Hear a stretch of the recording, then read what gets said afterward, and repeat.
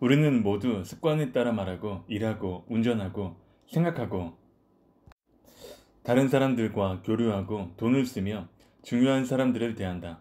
현재 우리가 보이는 행동은 모두 유아기 때부터 겪은 모든 경험이 축적되어 나타나는 것이다. 아마도 우리가 하는 행동과 반응의 95%는 물리적이고 인간적인 환경에 적응하는 자동적이고 무의식적인 반응이다. 습관은 우리가 원하는 사람이 되는 것을 가로막는 주된 장애물이다. 습관적으로 하는 생각과 느낌, 말, 행동은 종종 우리가 진정 바라는 곳으로 나아가지 못하게 우리를 가로막고 같은 자리만 맴돌게 한다. 습관의 법칙은 가장 중요한 마음의 법칙이다. 이것은 안주지대는 물론 성공과 실패 등 다른 모든 원칙까지 설명해준다. 습관의 법칙과 일맥상통하는 물리법칙은 뉴턴의 제1운동 법칙인 관성의 법칙이다. 관성의 법칙은 외부에서 힘이 가해지지 않는 한 정지한 물체는 계속 정지하려 하고 움직이는 물체는 계속 움직이려 한다는 것이다. 인간의 생각과 행동에도 같은 원칙이 적용된다. 외부에서 가하는 힘이 없거나 지금까지와 다르게 행동하기로 확실하게 결심하지 않으면 늘 같은 일만 무한정 반복하게 된다. 우리는 같은 일을 하고 같은 음식을 먹고 같은 길로 직장에 가고 같은 여가 활동을 하고 같은 텔레비전 프로그램을 보고 같은 종류의 책을 읽는 등 매일매일 비슷한 생활을 한다. 습관은 자신에게 도움이 되고 삶을 윤택하게 만들어줄 때만 가치가 있다. 행복에 방해가 되는 습관은 완전히 교정하거나 변화시켜야 한다. 어떤 사람은 매번 약속에 늦거나 주어진 과제를 제때 완성하지 못하는 습관이 있다. 그러나 성공한 사람들은 시간을 철저하게 지킴으로 사람들의 신뢰를 얻는다. 그들은 다른 사람들에게 폐를 끼치지 않음으로써 다른 사람들의 시간까지도 배려하는 것이다. 또 어떤 사람은 텔레비전과 신문에 대한 나쁜 습관이 있는데 그들은 매일 텔레비전을 보거나 신문을 읽는데 소중한 시간을 소비한다. 그러나 가장 위험한 습관은 정신적인 습관이다. 머릿속으로 계속 생각하는 것은 현실화되기 때문에 스스로를 제약하는 부정적인 생각은 다른 무엇보다도 본인에게 많은 해를 끼친다. 습관적으로 생각하는 방식이 가장 중요하다. 셰익스피어는 세상에서 좋은 것도 나쁜 것도 없다. 다만 우리 생각이 그렇게 만들 뿐이다. 라고 말했다. 우리는 정신적인 세계에서 살고 있으며 그 어떤 것도 우리가 생각하지 않는 한 의미를 갖지 못한다. 따라서 생각하는 방식을 바꾸면 운명이 바뀐다. 습관은 성공과 실패, 행복과 불행을 가른다. 습관을 바꾸는 일은 가장 힘든 일 중 하나로 삶의 질을 향상시키려면 꼭 필요한 일이기도 하다.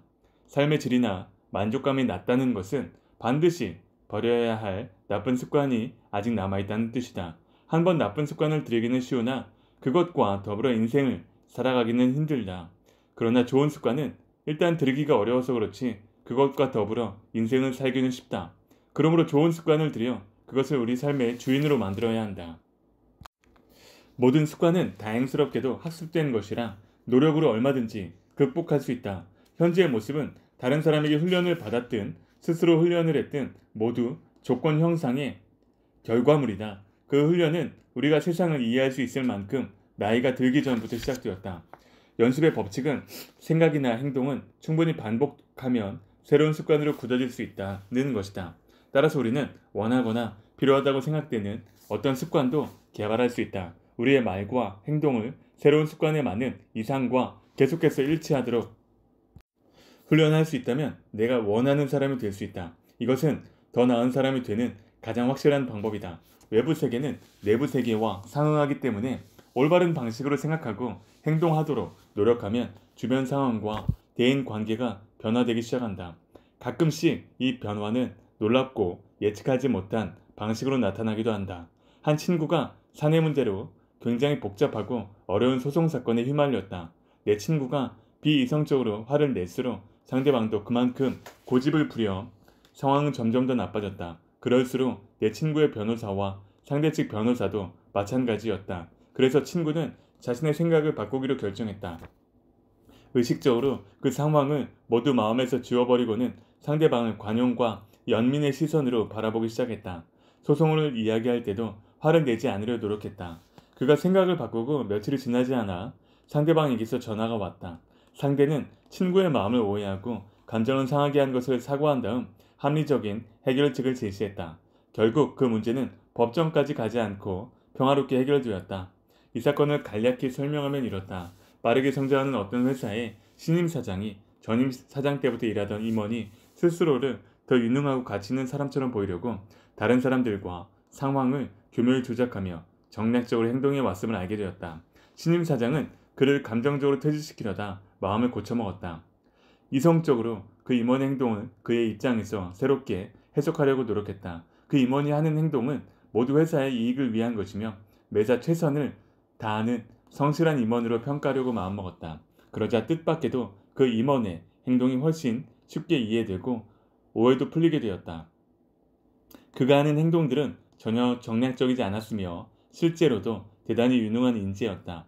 정치적이라고 생각했던 모든 행동이 사실은 아직 업무를 다 파악하지 못한 신임 사장을 도와주려는 것이었다. 사장이 생각을 바꿔 상대방을 좋은 사람으로 여기면서 두 사람의 관계도 좋은 방향으로 변했다. 마음을 통제하여 원하는 결과를 가져오는 방향으로 생각을 이끌 수 있는 능력은 완전한 자유를 만끽하고 행복을 누리며 자신을 올바르게 표현할 수 있게 해주는 출발점이다.